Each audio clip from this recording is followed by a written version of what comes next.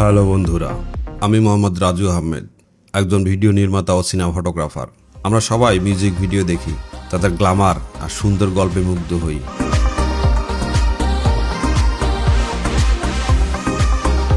কিন্তু এই সুন্দর ভিডিওগুলোর পেছনের গল্পে লুকিয়ে থাকে অনেক চ্যালেঞ্জ, অনেক ভুল।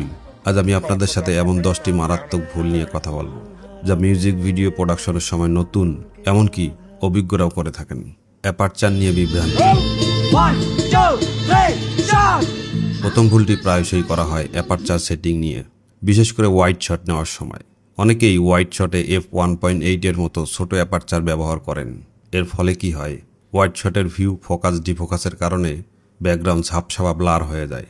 আপনার যদি অসাধারণ একটি সুন্দর ব্যাকগ্রাউন্ড থাকে, তাহলে দর্শক সেটা ঠিকমতো উপভোগ করতে পারবে না। তাহলে এমন সুন্দর ব্যাকগ্রাউন্ড নিয়ে ওয়াইড শট নেওয়ার উদ্দেশ্যই নষ্ট হয়ে গেল। যদি আপনার ব্যাকগ্রাউন্ড অসাধারণ সুন্দর হয়, যেমন কোনো পাহাড়, নদী বা ঐতিহাসিক স্থান, তাহলে ভুলেও অ্যাপারচার 1.8-এ রাখবেন না, বরং f6.0 বা তার উপরে রাখুন, যাতে পুরো ব্যাকগ্রাউন্ড ফোকাসে থাকে এবং দর্শক সেটি উপভোগ করতে পারে। কিন্তু যদি ব্যাকগ্রাউন্ড ততটা সুন্দর না হয়, তাহলে ওয়াইড শট নেওয়ার দরকার নেই, তখন কিছুটা মিড শট নিতে পারেন।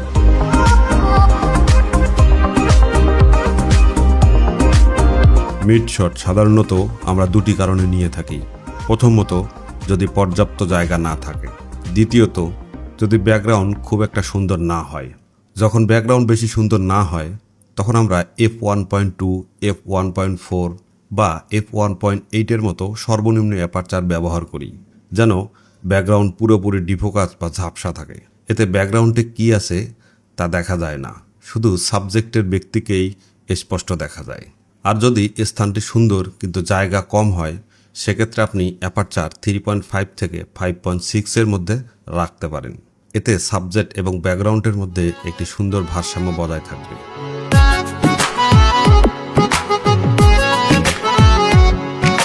2 নম্বর, স্লো মোশন শটের ভুল ব্যবহার। দ্বিতীয় ভুলটি হলো স্লো মোশন ভিডিও কখন করতে হবে তা বুঝতে না পারা। আমরা প্রায়শই দেখি অনেকেই যেখানে স্লো মোশন ব্যবহার করে পুরো ভিডিওর মেজাজ নষ্ট করে দেন।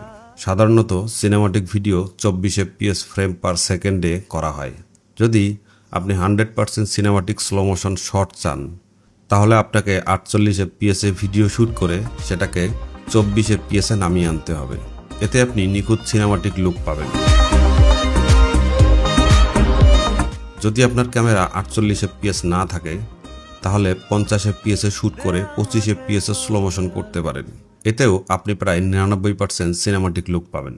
তবে মনে রাখবেন, পেশাদার সিনেমাটিক ক্যামেরায় যেমন সনি FX3, FX6 বা FX9 24 fps বা 48 fps এর অপশনগুলো সহজেই পাওয়া যায়। কিছু বিশেষ শট আছে, যেমন কোনো কিছু নিচে পড়ার শট, দৌড়ানোর শট বা কোনো সূক্ষ্ম মুহূর্তের বিবরণ দেখানোর জন্য আপনাকে 120 fps এ শ্যুট করতে হতে পারে।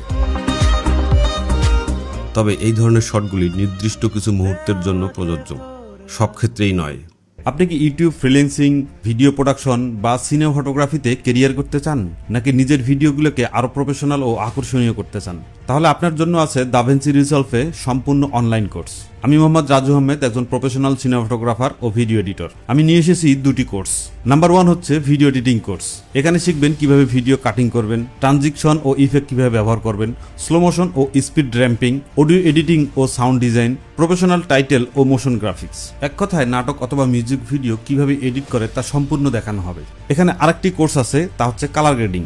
এখানে শিখবেন কিভাবে র ফুটেজকে সিনেমাটিক লুকে রূপান্তর করবেন, কালার কারেকশন ও স্কিন টোন কিভাবে ব্যালেন্স করবেন, লুটস ব্যবহার ও ম্যানুয়াল গ্রেডিং, হলিউড স্টাইলে লুক তৈরি করা, নাটক, মিউজিক ভিডিওতে কিভাবে কালার গ্রেডিং করতে হয় তা সম্পূর্ণ দেখানো হবে। যারা ইউটিউব ভিডিও এডিটর বা কন্টেন্ট ক্রিয়েটর, তাদের জন্য এই কোর্স একদম পারফেক্ট। কোর্সটি 100% অনলাইন, তাই আপনি ঘরে বসেই নিজের সময় অনুযায়ী শিখতে পারবেন। প্রতিটি কোর্স 3000 টাকা। একসাথে দুটি কোর্স করলে পাবেন বিশেষ ছাড়, লাইফ টাইম অ্যাক্সেস ও সাপোর্ট। যত দ্রুত শিখবেন তত দ্রুত ক্যারিয়ারে এগিয়ে যেতে পারবেন। জয়েন করতে এখনই এই ভিডিওর ডিসক্রিপশন বক্সে বিস্তারিত জানতে লিঙ্ক চেক করুন।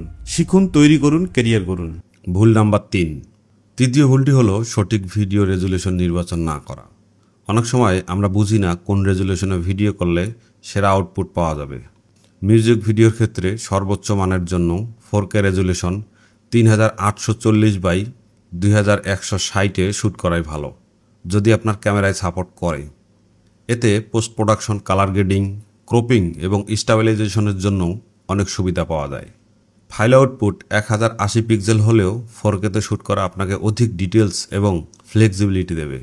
বিশেষ করে সোনি ক্যামেরার ক্ষেত্রে XAVC-S, XAVC-HS বা XAVC-I ফরম্যাটগুলো বেছে নেওয়া উচিত। এই ফরম্যাটগুলো উচ্চ বিটরেট এবং ভালো কম্প্রেশন প্রদান করে, যা আপনাকে চমৎকার ভিডিও কোয়ালিটি দেবে।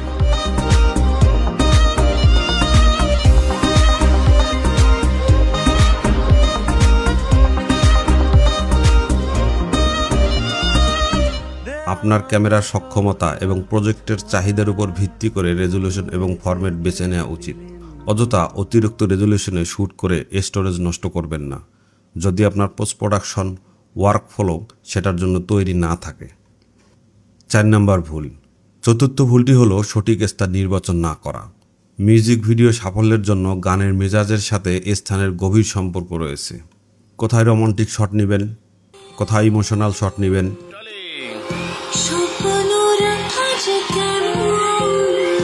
কোথায় অ্যাকশন সিকোয়েন্স শ্যুট করবেন,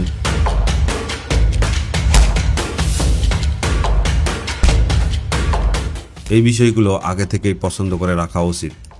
অনেকেই এই কাজটা আগে থেকেই করেন না, যার কারণে পরবর্তীতে এডিটিং প্যানেলে এডিট করার সময় আর ভালো লাগে না।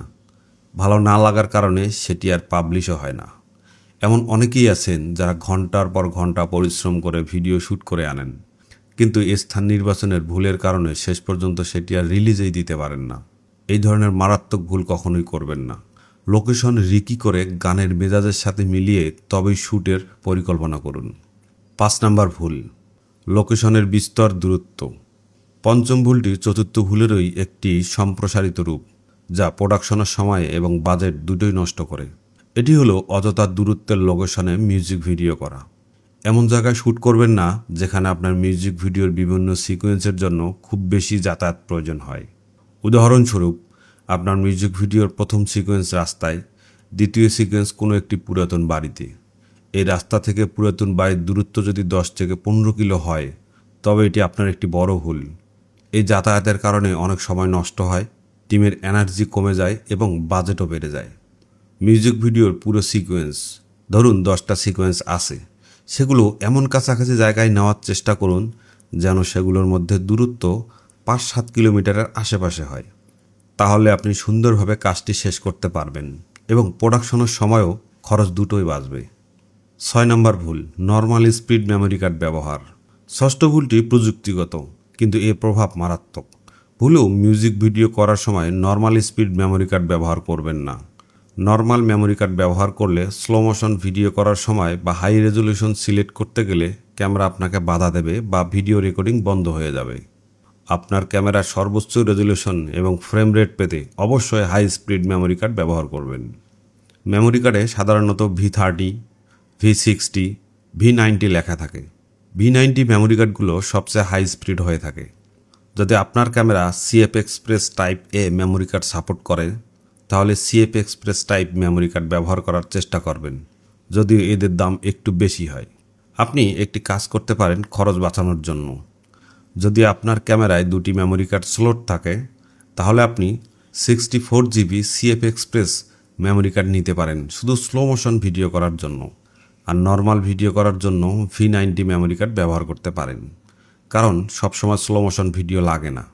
তবে প্রফেশনাল কাজ করতে গেলে কোনো শর্টকাট কাজ হবে না, অবশ্যই CF Express মেমোরি কার্ড লাগবে। 7 নম্বর ভুল। একা সব কাজ করার চেষ্টা। সপ্তম ভুলটি হলো একা সব কিছু করার চেষ্টা করা। এটি আপনার সম্মান এবং কাজের গতি দুটোই কমিয়ে দেবে। যার যে কাজ তার জন্য সেই ব্যক্তি নেবেন। আপনি ডিরেক্টর হলে ডিরেক্টর জায়গায় থাকবেন। ডিরেক্টর জায়গায় না থেকে যদি প্রোডাকশন ম্যানেজারের কাজ করেন, তাহলে শুটিং এলোমেলো হয়ে যাবে। সিনেমাটোগ্রাফারকে তার কাজ করতে দিন, লাইটম্যানকে তার কাজ করতে দিন। আমার একটি মিউজিক ভিডিওতে কাজ করার সময় একটি অভিজ্ঞতা হয়েছিল। ডিরেক্টর নিজের কাজ ছাড়াও সবাইকে টাকা দেওয়ার দায়িত্ব নিয়েছিলেন, কারণ তিনি মনে করেছিলেন প্রোডাকশন ম্যানেজারকে টাকা দিলে সে টাকা মেরে দিতে পারে। সকালে শুটিং শুরু হলো, ডিরেকশন দিচ্ছে, কিন্তু প্রোডাকশন বয় এসে বলল, ডিরেক্টর সাহেব অটো ভাড়া দিতে হবে, টাকা দেন। একটু পর আবার এসে বলল, হিরোইনের টিস্যু লাগবে, টাকা দেন। সারাদিন শুটিং করার পর ডিরেক্টর বুঝতে পারলেন যে টাকার দায়িত্ব তার নেওয়া ঠিক হয়নি, তার ডিরেকশন দিতে সমস্যা হচ্ছিল। এই জন্য আপনার বিশ্বস্ত কাউকে এই ধরনের দায়িত্ব দিন। এক কথায়, ডিরেক্টরের কাজ ডিরেক্টরকেই করতে দিন, প্রোডাকশন ম্যানেজারের কাজ তাকেই করতে দিন, প্রোডাকশন বয়ের কাজ তাকেই করতে দিন। তাহলেই কাজ ভালো হবে এবং নির্বিঘ্নে সম্পন্ন হবে। 8 নাম্বার ভুল। অষ্টম ভুলটি হলো হঠাৎ করে শুটিং করতে যাওয়া, অর্থাৎ পূর্ব পরিকল্পনা ছাড়া সেটে চলে যাওয়া। শুটিং শুরু করার আগে ডিরেকশন, প্রোডাকশন ম্যানেজার এবং সিনেমাটোগ্রাফার এই 3 জন বসে পুরো পরিকল্পনা করবেন। কিভাবে কাজ করবেন, কিভাবে শ্যুট করবেন, কোথায় করবেন, বাজেট কত টাকা, এই সব কিছুই আগে ঠিক করে রাখবেন। বিশেষ করে সিনেমা ফটোগ্রাফার এবং ডিরেক্টর এই 2 জন কীভাবে কাজ করবেন, কোন শট কিভাবে নেবেন, তার একটি সুস্পষ্ট ধারণা আগেই তৈরি করে রাখবেন। যদি তা না করেন তাহলে শুটিংয়ের সময় সমস্যা হবে। ডিরেক্টর এক কথা বলবে, সিনেমাটোগ্রাফার অন্য কথা বলবে। এই ধরনের মতবিরোধ পুরো প্রোডাকশনের গতি কমিয়ে দেবে এবং শটের মান খারাপ করে দেবে। এই কাজটা কখনোই করবেন না। 2 জন মিলেই কাজটা সুন্দরভাবে শেষ করুন। 9 নম্বর ভুল। নবম ভুলটি হলো হঠাৎ করে নতুন এবং অপেশাদার আর্টিস্ট নেওয়া। অনেক সময় মিউজিক ভিডিওর গল্প তৈরি করার সময় অতিরিক্ত একটি ছোট চরিত্রের জন্য একজন ছেলে বা মেয়ে দরকার হয়, যেমন হিরোর বন্ধু হিসাবে। এই ছোট্ট কাজটা করার জন্য পেশাদার অভিনেতারা কাজ করতে চান না, তাই অনেকেই নতুন কাউকে খুঁজে নেন। সমস্যাটি হয় তখন যখন সকালে শুটিং, নতুন অভিনেতাকে ফোন দিয়েছেন আজকে কাজের জন্য, সে বলল আমি অসুস্থ, আমার মা অসুস্থ, অথবা অন্য কোনো অজুহাত দিয়ে সে আর শুটিং করতে পারবে না। তখন আপনি বিপদে পড়ে যাবেন, পুরো শিডিউল নষ্ট হয়ে যাবে। যারা পেশাদার কাজ করে তারা কখনোই শিডিউল দিয়ে আপনাকে না করতে পারবে না। যদি না করে তাহলে তাকে সেই দিনের শুটিংয়ের খরচ দিতে হবে, কারণ সে শিডিউল ব্রেক করছে। এই জন্য নতুন হলো এমন একজনকে ঠিক করবেন যেন শুটিংয়ের দিন যাই হোক সেটা উপস্থিত থাকবে এবং নিজের দায়িত্ব সম্পর্কে সচেতন থাকবে। 10ম এবং শেষ ভুলটি হলো পোস্ট প্রোডাকশনের গুরুত্বকে অবহেলা করা। অনেক সময় শুটিং শেষ হওয়ার পর আমরা মনে করি কাজ শেষ, কিন্তু আসল ম্যাজিকটা হয় পোস্ট প্রোডাকশনে। তাড়াহুড়া করে ভিডিও এডিট করা, কালার গ্রেডিং বা সাউন্ড ডিজাইনের দিক মনোযোগ না দেওয়া, এই ভুলগুলো আপনার কঠোর পরিশ্রমকে বৃথা করে দিতে পারে। একটি মিউজিক ভিডিওকে জীবন দেয় তার এডিটিং, যেখানে শটগুলোকে একটি গল্পে রূপান্তরিত করা হয়। কালার গ্রেডিং, ভিডিওর মেজাজ তৈরি করা, এটিকে একটি সিনেমাটিক লুক দেয়া। অনেকেই এই ধাপে এসে বাজেট বা সময়ের অভাবে তাড়াহুড়া করেন, যার ফলে ফাইনাল আউটপুট তার সম্পূর্ণ সম্ভাবনা প্রকাশ করতে পারে না। মনে রাখবেন, একটি সফল মিউজিক ভিডিওর জন্য শুটিং যেমন গুরুত্বপূর্ণ, তেমন গুরুত্বপূর্ণ এর পোস্ট প্রোডাকশন। এডিটিং, কালার গ্রেডিংয়ে যথেষ্ট সময় এবং মনোযোগ দিন, তবেই আপনার ভিডিওটি দর্শকদের মন জয় করতে পারে। এই ছিল মিউজিক ভিডিও প্রোডাকশনের 10টি মারাত্মক ভুল, যা থেকে আমরা সবাই শিখতে পারি। মনে রাখবেন, ভুল করা স্বাভাবিক, কিন্তু সেই ভুল থেকে শেখা এবং পরবর্তীতে সেগুলো এড়িয়ে চলাটাই আসল বুদ্ধিমত্তা। আশা করি এই ভিডিওটি আপনাদের মিউজিক ভিডিও তৈরির যাত্রায় সাহায্য করবে। যদি ভিডিওটি ভালো লেগে থাকে তবে লাইক, শেয়ার এবং সাবস্ক্রাইব করতে ভুলবেন না।